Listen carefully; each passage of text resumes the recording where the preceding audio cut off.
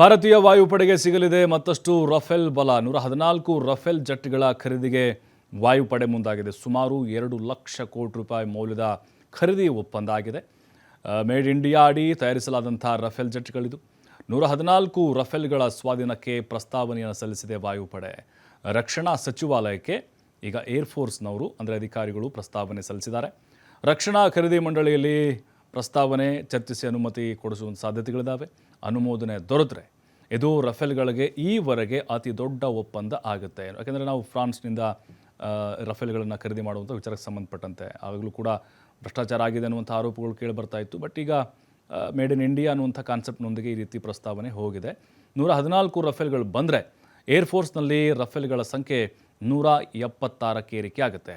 Operation ಸಿಂಧೂರ ಸಮಯದಲ್ಲಿ ರಫೇಲ್ಗಳಿಗಿಂತ ಉತ್ತಮ ಕಾರ್ಯಕ್ಷಮತೆ ಅಂದರೆ ಅದರಿಂದ ರಫೇಲ್ಗಳಿಂದ ಉತ್ತಮ ಒಂದು ಕೆಲಸ ಆಗಿತ್ತು. ಚೀನಾದ ಏರ್ ಟು ಏರ್ ಕ್ಷಿಪಣಿಗಳನ್ನು ಕೂಡ ಈ ರಫೇಲ್ ಜೆಟ್ಗಳು ಮೀರಿಸಿದ್ವು. ಈಗ ನಮ್ಮ ಭಾರತೀಯ ಒಂದು ರಕ್ಷಣಾ ಪಡೆಗೆ ಮತ್ತಷ್ಟು ಆನೆ ಬಲ ಬಂದಂತಾಗುತ್ತೆ. ಎದುರಾಳಿಗೂ ಕೂಡ ಒಂದು ರೀತಿಯ ಎಚ್ಚರಿಕೆಯ ಸಂದೇಶವನ್ನು ರವಾನೆ ಮಾಡ್ದಂಗೆ ಆಗುತ್ತೆ.